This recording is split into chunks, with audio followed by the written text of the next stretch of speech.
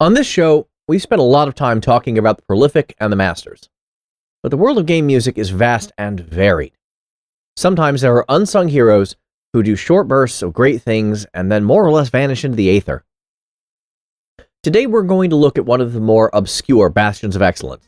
Join us as we talk about Yoshitaka Hirota and the insane, wonderful legacy he's left over the last 20 years. Welcome to Music Arcade. Hello everyone, Welcome everybody. Alright. Yeah, I mean, look, the silence is getting awkward at times, so I'm like, you just did the intro, should I say hello just before you do or something? It's very informal, especially since we're just the two of us and not three. Yeah, again, unfortunately, Eddie is sick and can't join us today. Yeah. He is better than he was last week. No, he doesn't have COVID. He just isn't in great shape, unfortunately. Hopefully we'll have him back with us in a couple of weeks. That would be nice to have him for the next episode. It has been lonely here without him. Don't get me wrong, Rana, I love working with you, but like, this is supposed to be three people, not two. Exactly. And let me just check. Oh, right, that shouldn't be...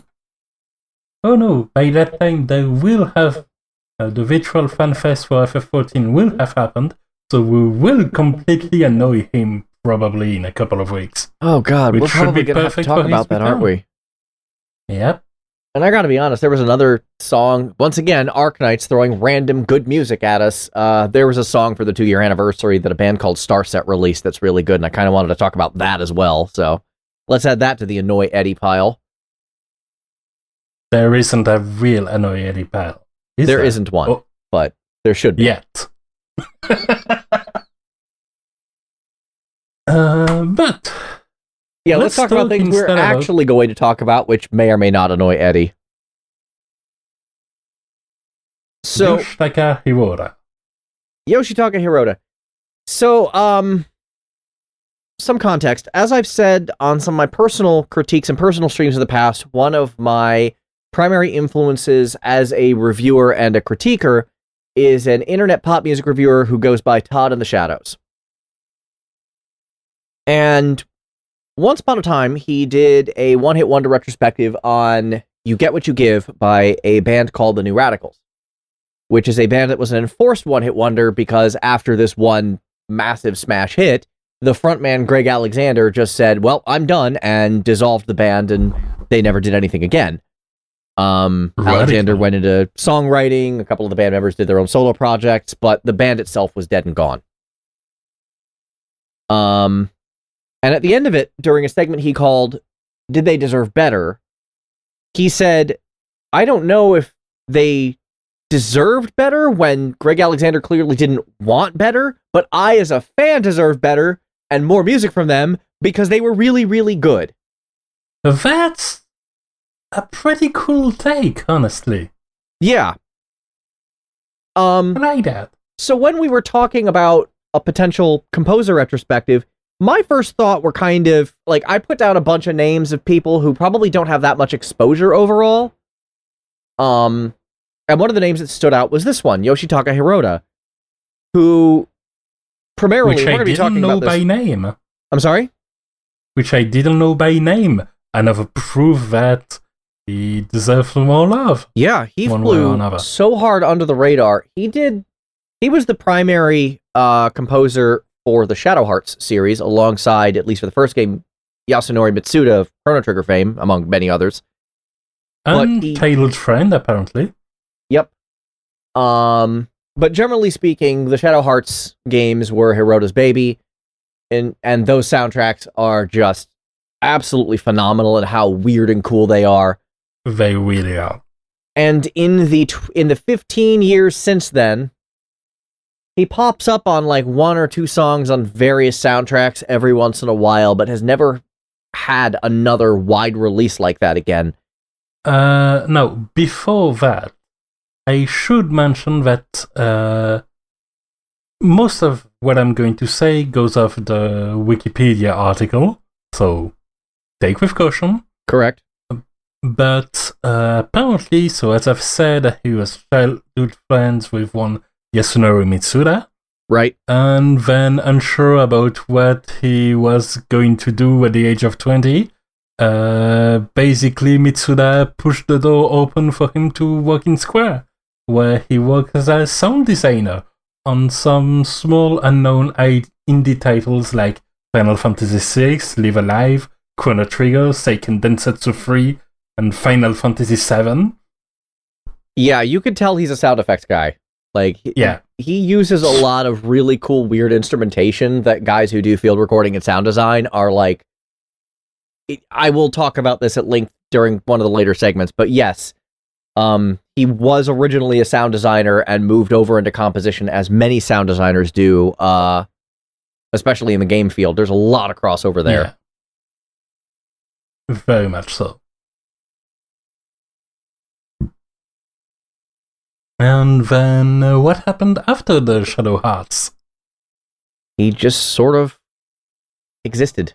Like, not nearly as much as he should have been. I would love to know what happened after that. I don't know why more people aren't hiring him for full soundtracks. Like, Compile Heart seems to like the guy.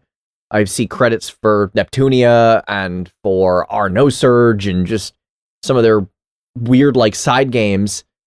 And he gets like 1 or 2 songs on those, and that's it. And then he was on Saga Scarlet Grace for Square, 2 songs, and that was it. I know that as a bass player, he works in in a band called Earthbound Papas, which is the band Uematsu founded after the dissolution of the Black Mages. I thought that was Tokyo Pops.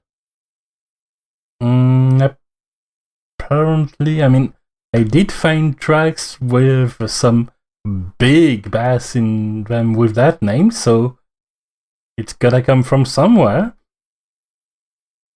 How many bands does Nobuo Uematsu have? I thought after Black Mages it was Tokyo Pops, and you just gave me a completely different name. I'm just like, wait, what? Hang on. I don't know. Okay, let's solve this mystery quickly. Let's do that, because now I'm just baffled. Yeah, this is a different band.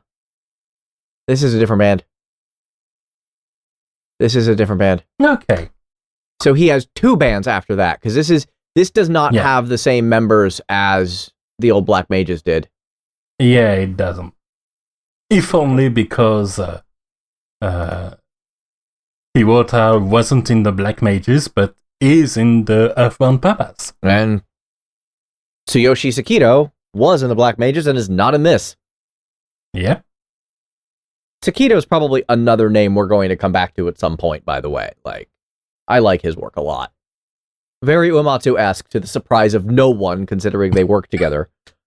Yeah, that makes it. Then again, Hirota and Mitsuda are pretty tied up, but their styles are pretty different. We can see crossovers here and there, but they very much go in different directions. That is correct.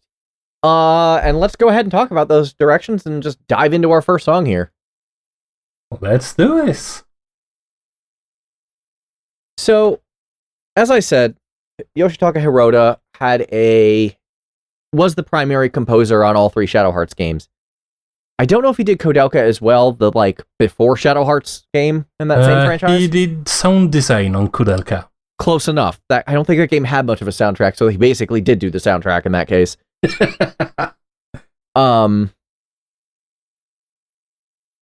So he developed a pretty idiosyncratic style very quickly, and I kind of feel like one of the most emblematic of that styles is the Europe battle theme from the second game, Shadow Hearts Covenant, which was called Vicious 1915, because it took place in Europe in 1915 during World War I, which was a very interesting way of going about things. Yeah, you can say that again. Shadow Hearts was weird in many ways. It was really weird, but I kind of loved that it was that weird. Like, when you describe... and for those that don't know about Shadow Hearts and haven't looked it up, the image you conjure about a game that's happening during in Europe during 1915 is not what Shadow Hearts is about. No. There is no chance it is. No. Yeah, if you were expecting That's not trench warfare. No, there isn't. There is some, I'd say, action RPG weird.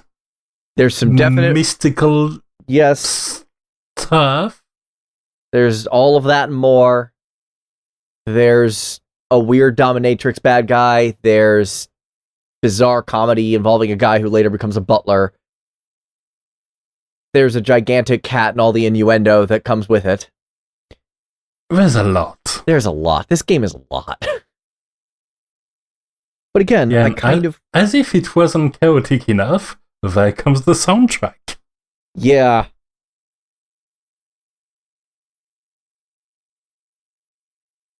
And yeah, this soundtrack is some kind of wonderful. In Vicious 1915's case, it starts with this like crazy slap bass. And it has like these vocalizations in it that aren't really part of the instrumentation, but part of the sound design. We just got done talking about that, how he was a sound designer. Also a bass player. Yes, also a bass player. So right out of the gate, we're getting his specialties. And he just rolls with it. There's this to be fair, regarding the bass player part, again in the Wikipedia article, they mention he is capable of playing a variety of other instruments. Most of those I have never heard of. Also, like, what the hell is a so-wo or a ken? I don't know. Sure, yeah, I know some of these. Yes, I know some of these words. Yep, that's as far as I got on this one. Okay, cool. Anyway. Yeah, same. Yeah, no, it's very evident just from the instrumentation and just how like crazy he is playing around with stuff that he is super willing to just play around with weird instruments no one's ever heard of. Which, seeing as he plays a bunch of weird instruments that even I haven't heard of, and I'm a professional audio engineer, yeah, that makes sense. If you got it, flaunt it. Absolutely.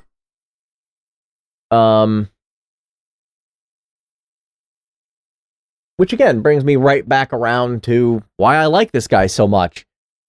He's got a weird, cool, as I mentioned before, fairly idiosyncratic vibe, at least across these three soundtracks, that you can really sink your teeth into if you are a fan of composition.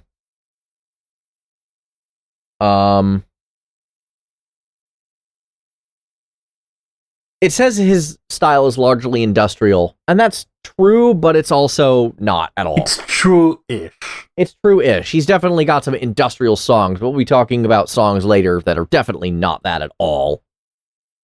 Yeah. But yeah, I kind of wanted to start with Vicious as sort of our baseline. This is sort of his style in a nutshell. The crazy bass line, the sound design, the instrumentations, good melody, but not overwhelming melody. It's not as hummable as certain other composers would be, which I think is fine. I think where he really, really shines is that he throws, air quotes, throws a lot of things together. Yeah. And if it were most of a composer, what you'd get out of that would be noise. But that's not noise at all. That's way smoother than that. Oh yeah. Oh yeah. There's a real sense of melody and basically how it seems like he's always asking himself, how much can I get away with while still making something sound that good? As I've mentioned before on this podcast, especially when it comes to Keiichi Okabe's work, I have a sneaking respect for any composer that's willing to just throw craziness at a wall and see what sticks. That's pretty much him in a nutshell. Yeah. Sometimes it works, a la Keiichi Okabe and the man we're talking about today, Yoshitaka Hirota. And sometimes you get Motoi Sakuraba going on a progressive tailspin in one of his songs, and that song dies horribly. Yeah, but I'm willing to have a couple of those tracks that don't land quite as well. Yeah. If it means we can get tracks like this. Correct. And that gives us, and give me wild creativity, please. That's what I want out of life. Yes. One of the things about the Shadow Heart system is that it actually, like, plays with Lovecraftian stuff, which means all of your characters have a sanity meter, and if that sanity runs out, they go berserk.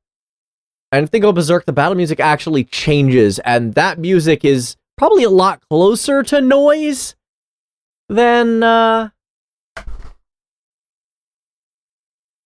a lot closer to noise than a lot of the mainline tracks is, but that's deeply deliberate, like it's supposed to be.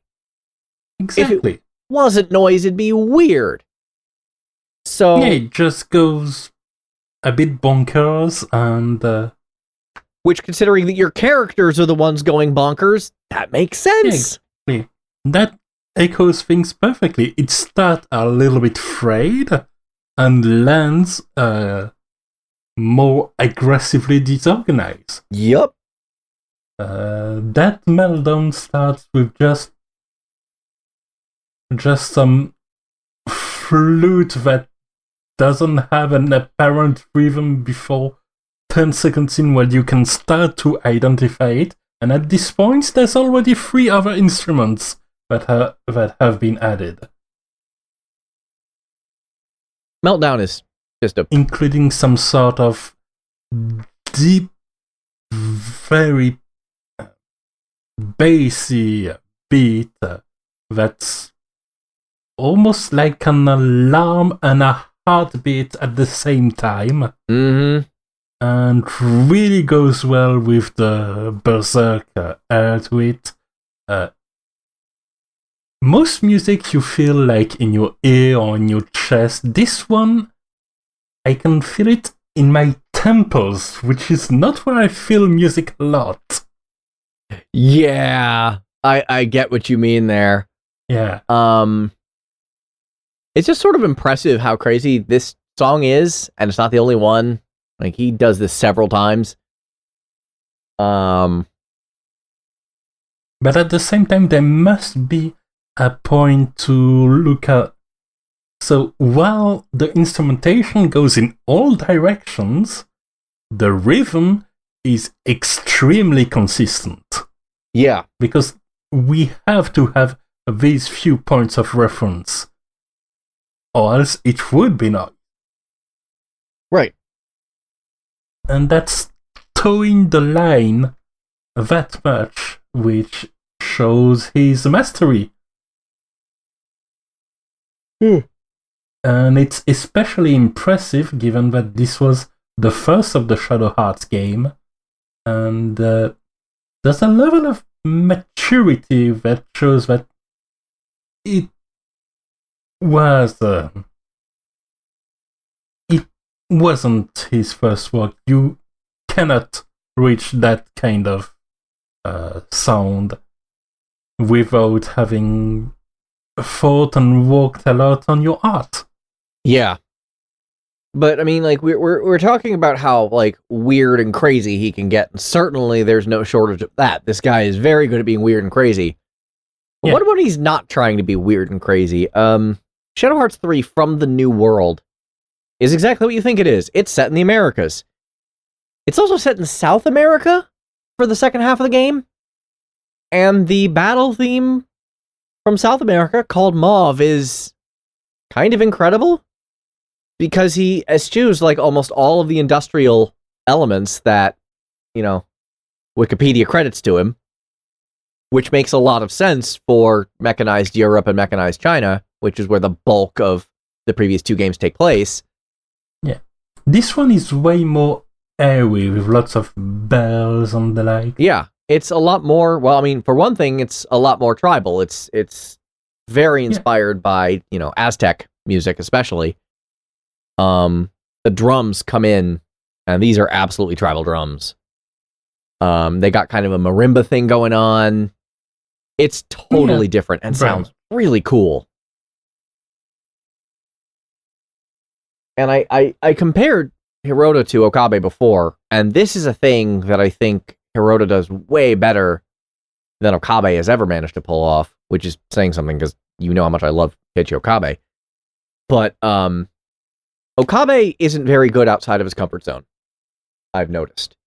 Anytime he does something more normal, it just sort of exists. It's not really very impressive. It's very forgettable when he goes normal. Hirota doesn't have this problem. Mauve is an extremely normal song by comparison to the rest of the Shadow Hearts trilogy soundtracks, and still sounds great. It still really gets to you. It's still very deeply memorable and very, very, very tightly composed. Yeah. And honestly, the way it has this the tone it imprints, even with this less crazy mechanical pace it sets, kind of gave me airs of Shin Megami Tensei, actually. Really? I didn't actually make that connection. Yeah, not strictly speaking musically, but tonally speaking, the idea of printing essentially over our reality something that's a bit darker, a bit sinister, and a bit crazier fits both soundtracks. And I explicitly say the Shin Megami Tensei soundtrack and not directly referencing Shoji Meguro's work, because it's I do mean the SMT themes on top of the way the music interprets it. Okay. Essentially, it's like they came at the same starting point, at the same task to fulfill, and we see two composers tackling it in very different yet equally effective ways. Okay, you know what? I do see where you're coming from now. I do get that. Yeah, I can see where you're coming from on the starting point. There is definitely that sinisterness to his music, or at least in Shadow Hearts, which again fits with the setting because it's called Shadow Hearts. Yeah, despite its somewhat comedic tone at times, it really does kind of deal with a lot of dark stuff, and a lot of it's somewhere between psychological horror and flat out Lovecraftian. But I can make a serious argument that the worst bad guy in the entire series is just a plain old human politician. Sometimes you don't really need more. No, sometimes you don't. Sometimes you don't. That's also the case for a game I played recently. I'm not going to say which one, because that does reveal who the final boss is, but essentially you go from the boss before the last boss, which is just some half-monster mountain of a man that has some instant kill moves in a game where if your main party member dies, you instantly lose, which wasn't the best decision, but besides that, that's basically he acts 3 times as fast as any of your guys, etc. And then the actual final boss is just a dude with a gun and enough money to buy a lot of bodyguards. At least in Shadow Hearts, you don't actually fight the politician in question, largely because there's no way he would stand a chance against the supernatural powers of your allies. But yeah, same here. Well, you just said you did. Except you actually do punch him. Yeah, in Shadow Hearts, the punching happens in a cutscene, and it's one of the most harrowing cutscenes in the entire series, to be perfectly honest with you. Huh. Interesting. It's an interesting series. I love it, but it's definitely not your normal experience. Which is part of what makes it stand out so much. That said, we've talked a lot about Shadow Hearts. He's done other stuff than Shadow Hearts. He did. So yeah, turns out he did more games than just Shadow Hearts. Even though Shadow Hearts is what I'd consider maybe magnum opus is a bit pedantic, but basically his most triumphant and relevant piece of composition. Right. Well, as we said, it was one of the only ones where he was the lead. Like, it was entirely his baby, as opposed to working with others or just being given one or two songs. Yeah. Which was the case for Half Minute Hero 2. Which is basically a huge smorgasbord of composer ranging from Sakuraba to Hirota himself, to Yasunori Mitsuda, to some names I never heard before. And there's a lot, which kind of makes sense in a way, because the game is more about several very different stories with just a mechanical theme linking them together at first. Right. So the fact that it's a bit disjointed at parts is acceptable. Given that you'd expect Hirota to go completely crazy, and I don't think he did. No. In fact, when I heard this song, you were the one who actually introduced it to me for this episode. Yeah. And I found myself kind of going, this doesn't even sound like what I'm used to out of him, like, at all. Yeah.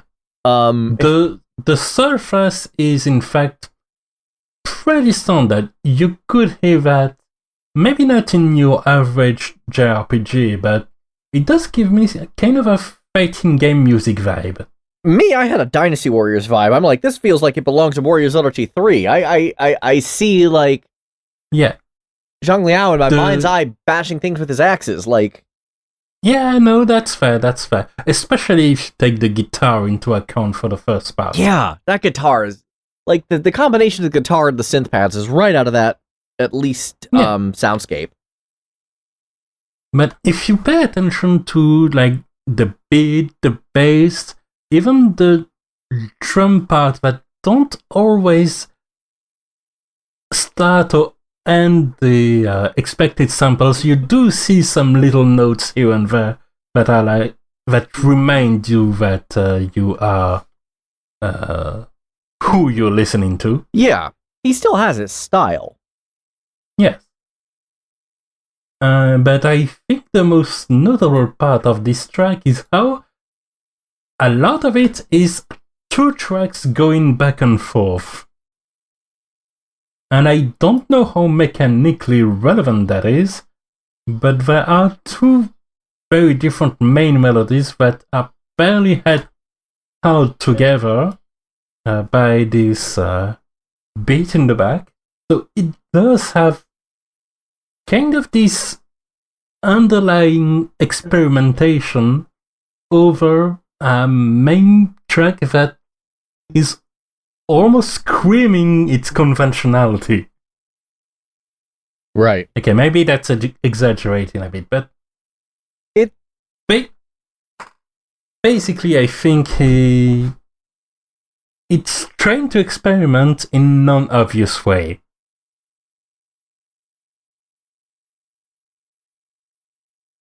Yeah, I can... It definitely is doing that. I'm not...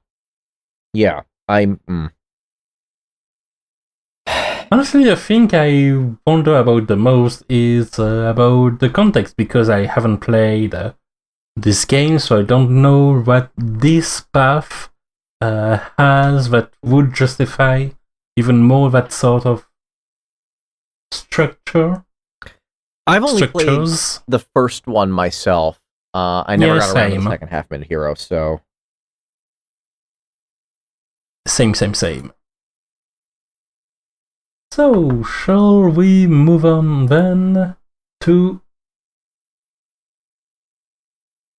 another track of his? Well, Sort not of. quite, actually. Sort the of a bass track track of his. isn't from him, but the arrangement is from him. Yes. So, once upon a time, there was a game called Rogue Galaxy.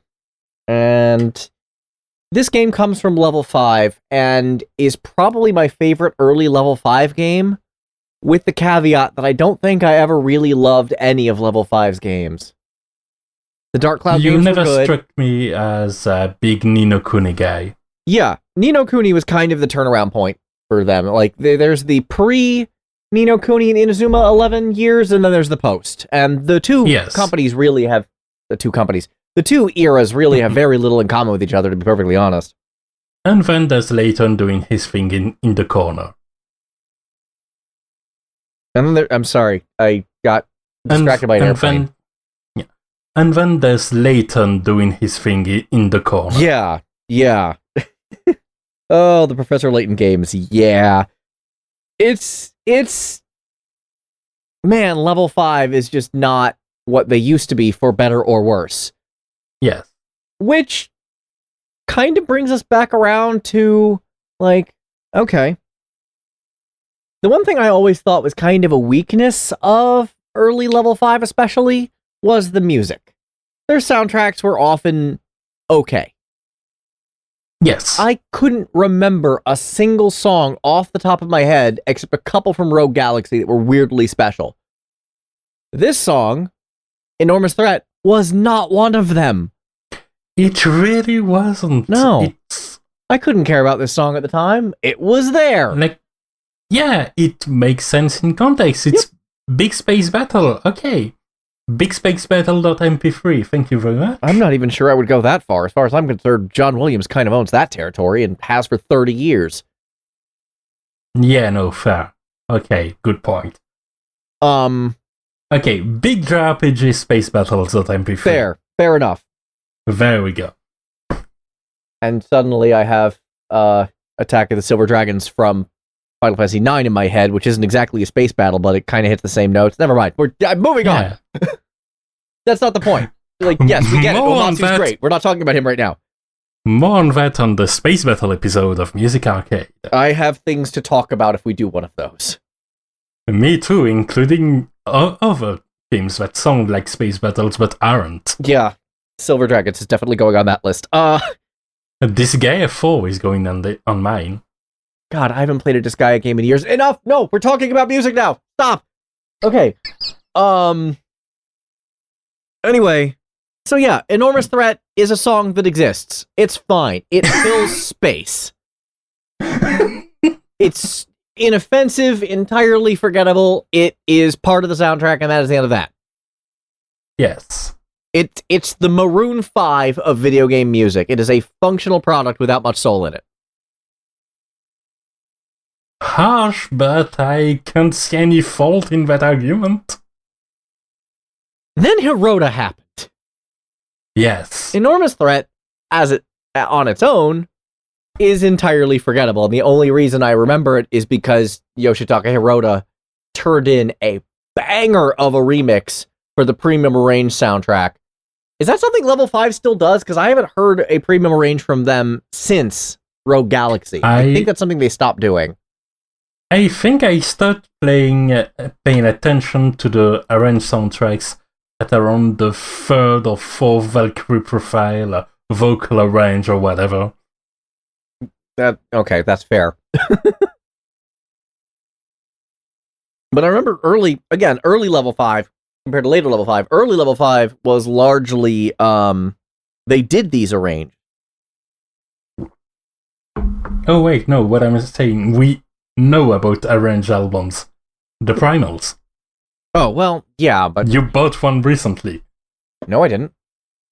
Oh, didn't you? Not the Primals one. I tend to not like those. No, I thought you did. I don't want to hear... Me. I don't want to hear Escape ever again. I don't want to hear a live version. Yeah, no, I'm not talking about the live version. I'm talking about the arranged version, like Signs and Sinners. No, I didn't buy that. I've only bought the official soundtrack so far. Okay, my bad. Yep. I'll buy orchestral arrangement albums. Like, I'm probably going to get the two Eorzean Symphony albums. Yeah. But in terms of band arrangements, never mind. Remixing. Enormous Threat. Yeah, Enormous Threat. Okay. So yeah, Level 5 had this habit back in the day with the Dark Cloud games, with Rogue Galaxy, and maybe for White Knight Chronicles 1. There's a big question mark after that because I'm not entirely certain.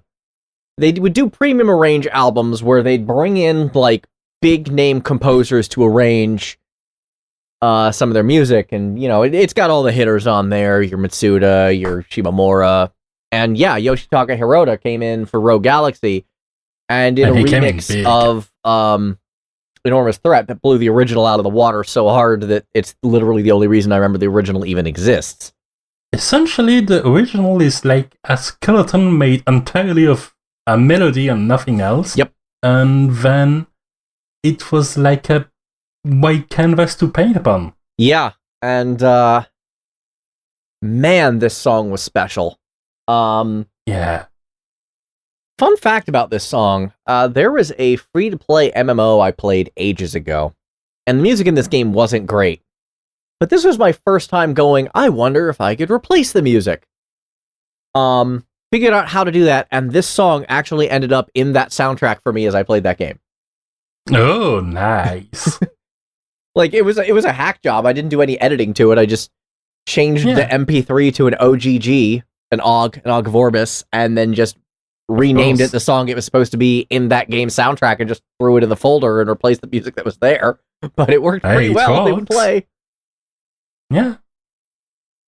So yeah, this one, it builds tension. It really does. This one has been living rent-free in my brain for a good 15 years. This one yeah, now it's there. Probably gonna live in mine for a while, and I don't regret it. Yeah, no, there's no reason to regret it. This is an excellent song. Yeah. It really gives that much of a climax energy while also being so incredibly understated in many ways. Yeah. Because of the main melody. It doesn't overload you, which is great. Yeah. Yeah, I can see what you mean by understated. It's not as in your face as the Shadow Hearts soundtracks. Again, the obvious comparison, because that's kind of his primary thing. But it's still very much, you know, it's still very present, but yeah, no, it's not as... You know, it has tons of personality. Oh, yeah. But that includes some temperance.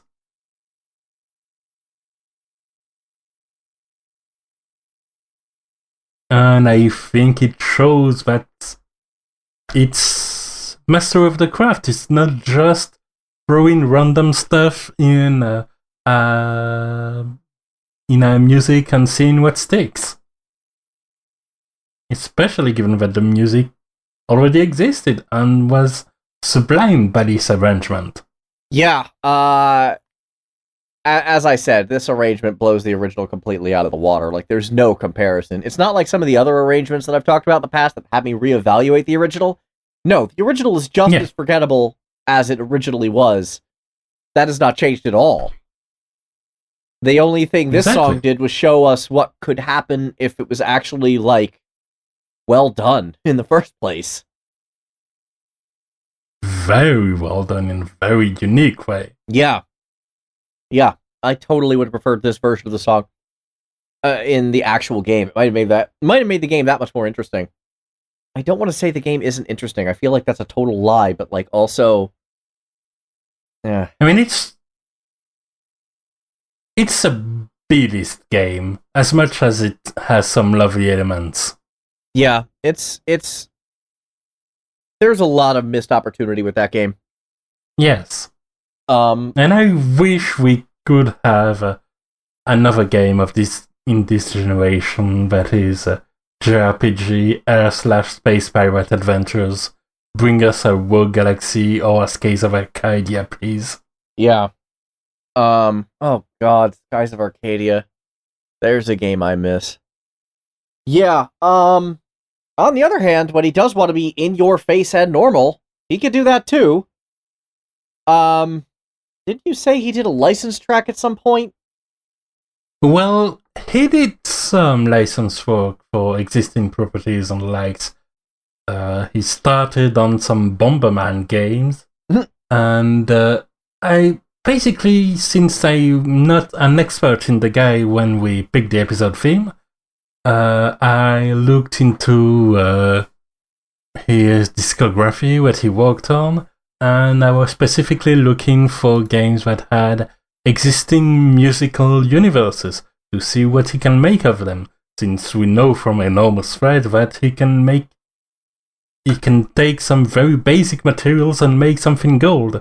Unfortunately, scoring through Donkey Kong Jungle Climber didn't really bring out something that was very much him, but I had more chance with Seiya Sanctuary Battle. Yeah. Which was one of the PS3, I believe, Seiya fighting games, which were definitely stiff. But the music was pretty decent. In particular, I mean, for a fair amount of this, his style is pretty raised, but when I noticed that for the first couple of tracks, I decided to go for what would, I think, fit his style the most, which is Virgo, because of the mystical aspect of the character that's linked to this place, and yet his sense of when you're fighting him, something ominous that's bigger than just the form you have in front of you, and that's basically fighting you on a different plane entirely. And I landed correctly. There is really this huge sense of pressure building up when in this track. And it's funny because when you look at the character in golden armor with long flowing hair and everything, he looks like the good guy, and yet that song has some evil boss fight vibe to it. Yeah. I've got to be honest. We've been saying this a lot. All of these songs are filled with tension, filled with pressure, filled with... Yes. Like, that's something he is excellent at. He is. Do you have any insight on how he achieves that feeling? I've got to be honest, I really don't. Like, compositionally, you can... I like, trying to break down the theory of it, it really just boils down to just... I don't know. It's hard for me to actually say in words, which is kind of the beauty of music in general. The main thing I can identify, again, remembering that my musical background was a year of music school 20 years ago.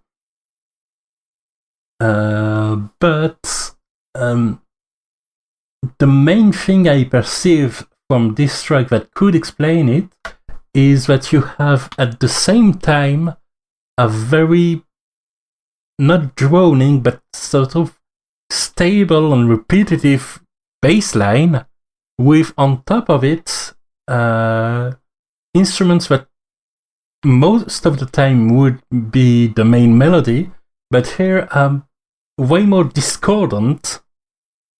Yeah. Essentially making a solid foundation you have to follow because the parts on the surface aren't easily followable. And that creates an imbalance that I could see contributing to that. Again, a controlled imbalance, because he toes the line. That's kind of what he does. You see, I don't actually think anything he does is unbalanced. I think that's even controlled, not accurate. I think that illusion occurs sometimes, but I think we get this tension from him because everything he does is so intricately and tightly organized. It almost feels... I guess I compare it more to almost a military march, weirdly as that is. Because as wild as everything sounds, everything is very much in a deliberate place. I get the exact opposite impression from this, to be honest. Interesting. Like, as you said, it's discordant, and that's true, but that's deliberate. It's dissonant, but that's deliberate. But there's so little repetition in what generally makes the main melody. Yeah. And that... Maybe it's just that it's tracks that I haven't listened to several times. There's a lot of tracks like that sound and to you completely different when you listen it to the first time and when you listen it to the 20th time in a row, because now it lives in your head rent-free for 5 years. That is true. That is true. And that could be something like that.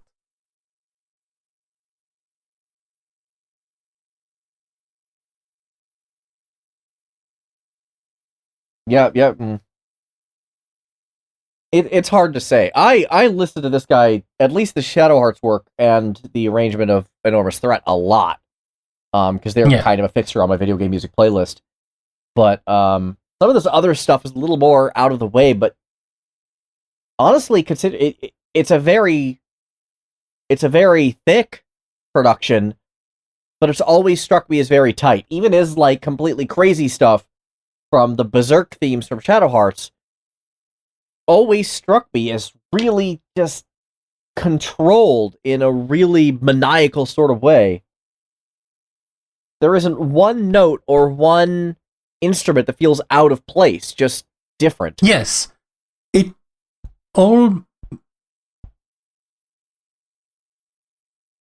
not chaos. No, it's something else. It's kind of like something that makes sense in retrospect only. Yeah, you have to really kind of listen to it and let it kind of percolate to really get that. And maybe that's part of what brings the unease of it. The fact that you need to look back and kind of make yourself vulnerable in a weird sort of way, as far as music can make you vulnerable to. Okay. To get that. I can see that. All right. I get that. That makes sense. I know what that reminds me of now that I've put it in these words. So, I identified one of my abilities during a long and exhausting night, which was a succession of War of the Constitution movies and anime of some sorts, and I think there was a Stephen King movie in there as well.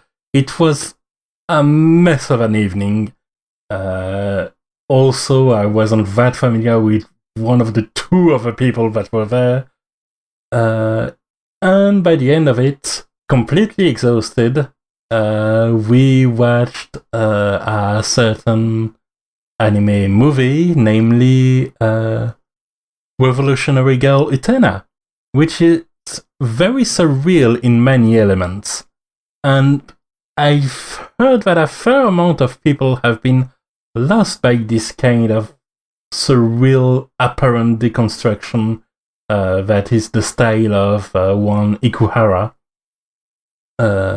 But I ended up basically understanding half of it, eyes struggling to stay open, and then bursted into mad laughter at the end when things went into complete nonsense, as I just rolled with it without trying to understand anything and taking everything at face value. Which is a vulnerable position, but one that can let you appreciate things you wouldn't have necessarily appreciated otherwise.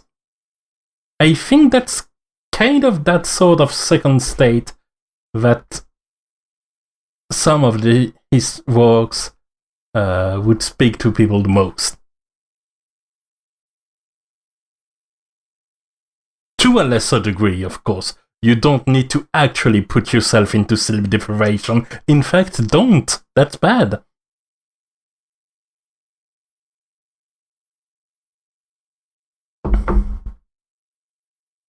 Anyway, when I move back to more Shadow Hearts tracks... Okay, fair enough. Yeah, no, you were so impassioned in your statement that I'm trying to come up with any sort of response or rebuttal, and I'm just like, I'm just gonna let you do this. I don't know how to respond to any of that. Yeah. Again, we've been talking about comparing it to Shadow Hearts. And we've been talking about how precise everything is, and the final boss of From the New World, Lady Tears Part 2 in this instance, because Part 1 was a cutscene, Part 2 is the actual final boss track, and then Part 3 is the Berserk version of the track. But man, Part 2 kind of brings all of that together, about how deliberate he is, how chaotic he can sound while not being chaotic at all, the overall tension of it, and also his ability to go outside of his comfort zone, because in many ways this shares more in line with something like the Extreme from Final Fantasy VIII than it does his normal work. This one comes out with this really strong string section running the melody that he doesn't often do in his other tracks. With his usual bits of, like, here's the strong bass line, here's the crazy melody, here's the instrumentation that's, like, weird and wonky. This one feels a lot more traditionally heroic than a lot of other songs that he's done. It really does. It starts way more conventional sounding. It does. But again, that kind of goes to show that even in his Weird Wild series, he could do that sort of thing and not sound awful in doing so. Yes. Which I, for one, take as a wonderful example of his skill, because, one, it's within his trademark series, which is pretty much entirely weird and wacky, but it's also much more traditional, and it doesn't sound out of place at all. And in fact, maybe my favorite final boss of the 3 Shadow Hearts games, though the other 2 are quite good as well. Hearing some parts of it back, what strikes me is that we were talking about the half-minute hero track, how it sounded in many ways like 2 different tracks going back and forth from one to another. This one absolutely doesn't, even though it could, because there are some very intense parts and some very melodious parts. Yeah. And they both sound like they belong to the exact same track. Yeah. Somehow. Yeah.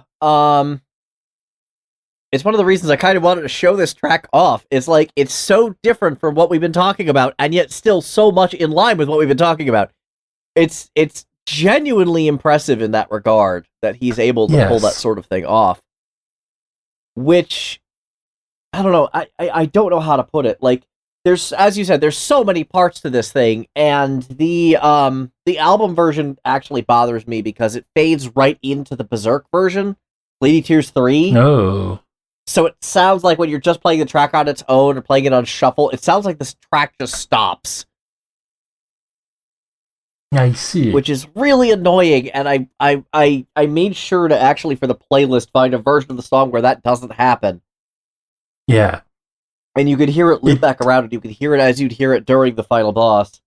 It needs to stay uninterrupted. It does. Cannot afford to lose any second of it. It does. It absolutely does. Yeah. It's like when you're packing for vacation. If the package is structurally sound as long as you don't take out or put back in anything. You take I have a one sudden reminder that the TSA hates my hygiene kit, and I always have to pull it out of my suitcase. Yeah, and then you have trouble putting it back in because it was fine just the way it was. Yep. That's this song. That really is. Really is the song. The TSA hates this song. And there's our tagline for the episode. Oh yeah, I'm writing that down as a title. The TSA hates Hirota. Oh God. Yeah. This one's really kind of magnificent in how he managed to put it together the way he did. I'm always in awe of this one because this song shouldn't work and it does. And again, it goes to his versatility. Yes. This is a very normal sounding song at points, and he still makes it sound incredible.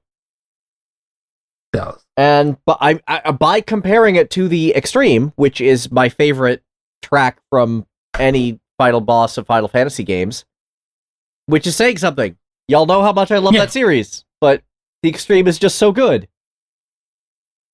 Also, I understand more hearing this track about how I brought up, I think it was in the challenge that inspired this podcast, a final boss song that had a discordant feeling and that you really didn't enjoy, and I see why, because that nails it way better than this other track that I really love. Yeah. And they take it very differently, and that one is just so good. Yeah. There's ways to do discord and there's ways to do dissonance in music. I forget the exact song you posted then, and we'll have to probably talk about this at a later date in sort of a like, here's how to make weird things sound good. Yeah, that one in particular, it didn't click with me, and I remember it didn't click with me, and I think it may have been because I was, holding it kind of up to this and songs like it that can do weird, discordant, and uncomfortable while still sounding really melodic and having distinctive parts and being very, very, very strong. I have linked it in the Discord so you can, if you want, get it back in your ears. Oh, yeah, this one. Yeah. Okay. Yeah, when you have a gold standard that's this gold, it's really hard to look at similar, even at face value, tracks without an extremely critical eye. Consider this. I listened to this song compared to this other song from years before that I like and say, yeah, no, that's why you like this one better. It does say a lot, doesn't it? Yeah. And I'm not sure I like it better, but I simply accept that it's better constructed. Which, again, I think that's something we've talked about a few times now, and I think really we need to hammer home. His strength is in his construction. Yes. I don't think I've heard a single out-of-place note or instrument in any of these tracks, regardless of how much I like them. They say industrial. I'll admit, I'm not sure what math rock sounds like, but it could be something like this. Having listened to enough math rock and math metal to be able to answer that, I would say there's some surface similarities, but I get more of a Fear Factory vibe out of this guy than I do, say, Meshuggah or Mushroom Head or one of those.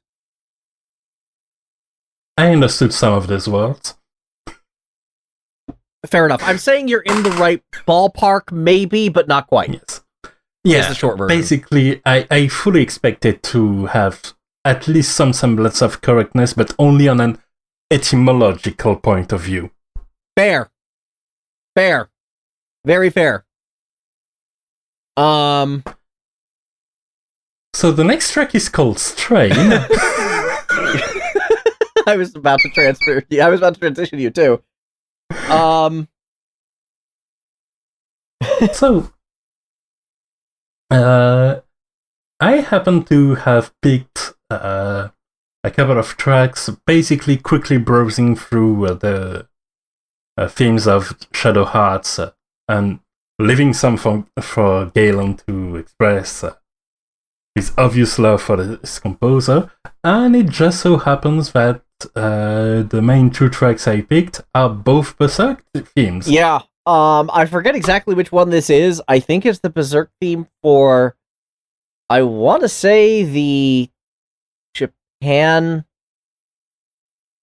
the Japan normal battle music? That's guessing. That's entirely guessing. I don't remember exactly where this is. Unfortunately, the Berserk themes are ones that I don't really like because they are a lot more dissonant and discordant, and they work great in the game, but they're just not something I enjoy listening to on its own. Yeah. But I think it's telling that I picked those two without knowing what they really were. I guess in a lot of ways that's what I associate with him.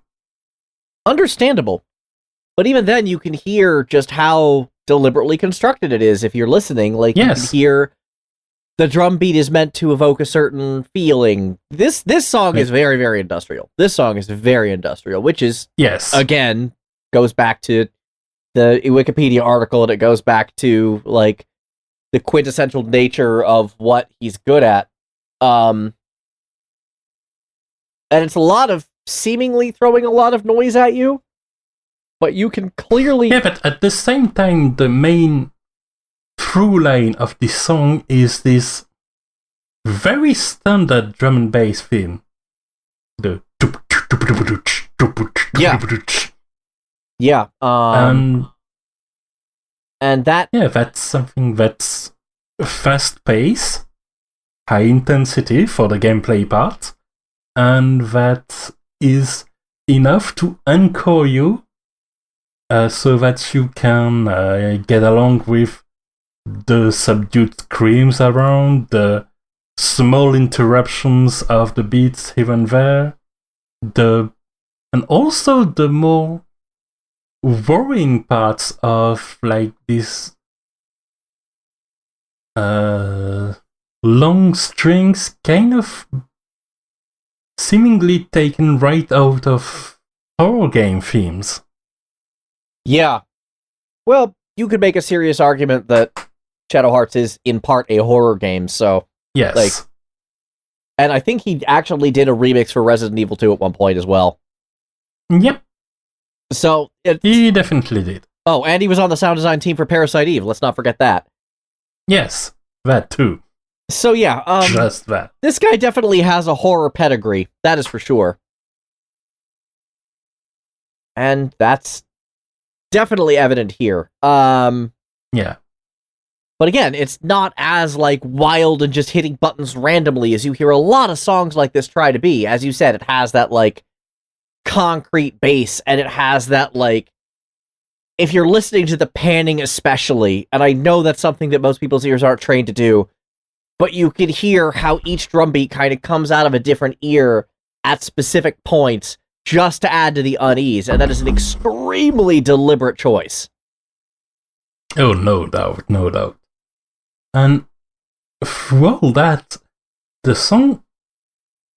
I mean, there's this, again, bass through line, and you stay around that level. It doesn't really ever go into real highs. It doesn't sink into real lows either. It's constant pulse pounding, but not really escalating anything. There's no any time where there's a drop beat or something, and there's no real time when you could hit one. Right, which makes sense considering the context of Shadow Hearts and the Berserk system.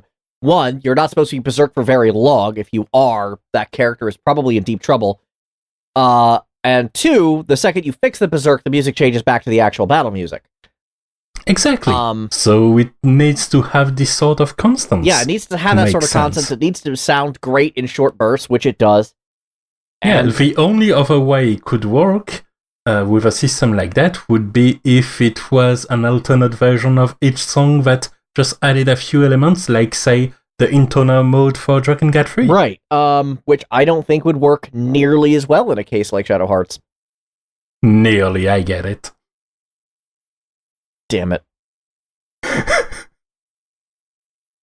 There was a tweet from Xbox that was like, described a game in as few words as possible, and the official Nier account answered, not far. Ah! I hate. Same. But I can't escape it. We're almost there. Fucking ah. Alright. I'm pretty much done with what I wanted to talk about for this track, so shall we move on to the last one? Well, yeah. So this track is probably my favorite track of any he's done at all. And that's saying something because I've held Yoshitaka Hirota in such ridiculously high regard over the years that you would think that picking a favorite track would be more difficult. But man, this is one of those songs that the second I heard it, I knew it was something special. And it kind of combines everything we've been talking about over the entire episode. It's definitely industrial. It's insanely chaotic, but also exceedingly deliberate. Yes. Personally, so as I've said, I haven't really had the Hirota name in any corner of my mind, really. I haven't played any Shadow Hearts at all, pretty much. But there was, I believe, for a role-playing forum, one of the GMs provided a set of soundtracks to fuel the game's OST, essentially, which was very disparate and very mislabeled, which means that a lot of the tracks used I couldn't trace. But there were 2 tracks from Shadow Hearts, and I still remember them to this day. That role-playing forum thing, that was in 2004, I believe. Oh. We are in 2021. That sounds about right. Let me double check real quick and see when that soundtrack came out. But yep, 2004. There it is. And one of the tracks indeed was this one. Yep. This song is called Hardcore to the Brain. Yes. It is the regular boss theme from the second half, the Japan half of Shadow Hearts 2, Shadow Hearts Covenant. And this song is frickin' incredible. It's amazing. It really is. On its face, it's very simple. It's a ton of drums, sound effects, noises, in this like crazy march with a little bit of harmony and a melody line that pops in after about a minute of just throwing drums at you. Yeah. But it's just boom, boom, boom, boom, boom. It just goes. Yeah. And I actually dissected this song back in college. I broke it down into every component part, and that drum track actually changes like in really cool, intricate ways, the way it syncopates over the course of this thing. Okay, so let me tell you about this. Once upon a time, I was in a class in college for field recording. And we were challenged to go out into the world, record a bunch of sound effects, and make a song out of it. No. I am a terrible composer. I can't compose worth a damn. But I knew if I was going to make something sound effectsy, this song came to mind more or less immediately. So I ran around and I got like a ferry boat engine, and I got like knocking on a light pole, and I got like, I used a contact mic to get a whistle, like a referee's whistle. I had a mic sitting on the device as the ref was blowing into it. Beautiful. And I spent about a week recreating this song with nothing but sound effects. And coming out of it, it actually sounded fairly disturbingly like the original, which just goes to show just how crazy and how impressive this man's sound design chops are, because I'm pretty sure most of the drums in the original version of the track aren't even drums. Yeah. I'm pretty sure it was crap like what I did. I know for sure there's a whistle in there. I didn't grab that whistle yeah. out of nothingness. I'm like, I need a whistle sound. I should just grab a whistle. It was identical. There's a whistle in this track. You were talking about it when I was re-listening to it. I heard the whistle. You don't hear the whistle if you don't pay attention. Right, but it's the definitely whistle is in there. Yeah. It's not there for all the time, but it just goes... Yep. But the drums are so present that you don't notice a whistle. Yeah. But it just adds to this giant, incredible soundscape that he created off of this song. It builds the structure. It's the flourishes. Yeah. It's so intricate. It's so intricate. Actually, I oppose the two, but that's not right. It's more of a case of flourishes being so numerous and so dense that they become structural. Yeah. Which is pretty much how Baroque works as an art movement. Well, not really as a classical music movement, because I play Baroque period music a lot, but as an art, as a visual art, yes.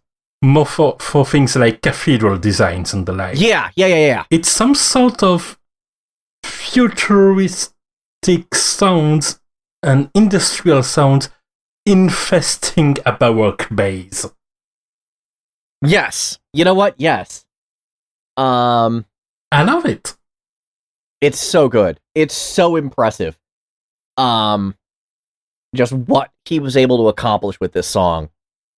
Yeah. And in the end, whenever I think of Hirota, despite all of his other incredible work, this is the song that kind of comes to mind as the, like, you were talking magnum opus. I can't think of many other songs that I can look at from any other composer and go, yes, this is absolutely the best thing he's ever done and probably the best thing he will ever do. Like, everyone else, there's an argument. Yes. With this guy, there's a shining example of as close to perfection as you can really get in music. And that's saying something for someone that has such a calculated and constructed style. Yeah. Well, it's not like this isn't calculated and constructed. It's just... It is. Super densely calculated and constructed. And this time, he even found some place or made some place to make a drop beat. Yeah.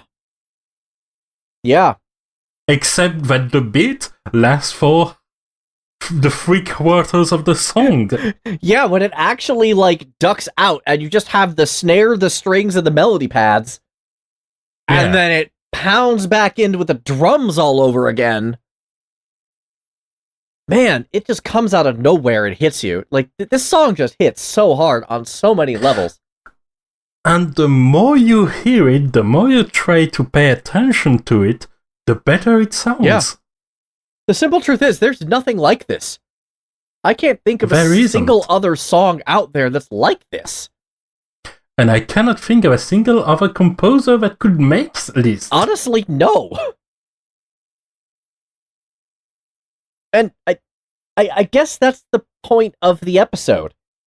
Like, this guy needs to do more full soundtracks again. Like, I don't know how to make that happen, but, like, why hasn't more people hired this guy? Listen to what he's capable of. Yeah, and if you do, maybe also let him be crazy. I don't know any other way to be. Like, yeah, let him do his thing. Yeah, don't let him make Donkey Kong music. Was it that bad? I didn't listen to that one. You didn't post it for me. No, it wasn't bad or anything. It was just Donkey Kong music. Fair enough. I don't know. I mean, you get a guy like David Wise is another one of those guys we could probably do an episode about, but like... Yeah. But David Wise couldn't make that. No, he really couldn't. He's got his own style, but he could... Again, I don't know anyone else who could have. He hides it very well. Although, I mean, judging by what we've heard, maybe if we went the other direction and Hirota was hired to do Donkey Kong David Wise style music, he probably could pull it off pretty succinctly. Yeah. He can walk on command. Yeah. On command. He just shouldn't. He shouldn't. Yeah, no, let him do his Because- thing, because he will. Yeah, He is capable of some seriously next level stuff. exactly. And I really, really hope he gets a chance to do more. Unfortunately, the Tale of Same. Shadow Hearts ends very sadly. They became kind of the prototypical Konami, which is to say they stopped making video games and started making slot machines. Yep. And Aruz is kind of gone as a result. Which is a shame. I really It hope is. that this guy gets to do more than just 1 or 2 songs on a Compile Heart soundtrack. He deserves to do more. Clearly, He he's really capable does. of it. And if there's any developers, any prospective people out there who want to hire a guy like this, who want to do something wild, I don't know how you would go about this, but give him a shot. I would love to hear more from this guy. He definitely deserves more love. He deserves more respect from the video game music community at large. I didn't have his name on my radar before we did the research for this episode. And you put him along with several other choices, all no doubt good. Yeah. But I'm very glad I landed randomly pretty much on this one. Yeah. I looking into him more, that's just something that I really appreciated with looking into. And I hope we gave our viewers similar positive feelings talking about him and putting him a little bit more on the limelight he so obviously deserves. Very, very much so. This guy is a real So master. thank you for bringing him to my attention. Thank you for picking him out of the hat that I presented you. This guy's real wild. I love his work. I hope y'all do too. Thank you guys so much for tuning in. We will be back next time for more Music Arcade. Y'all have yourselves a good night. See ya.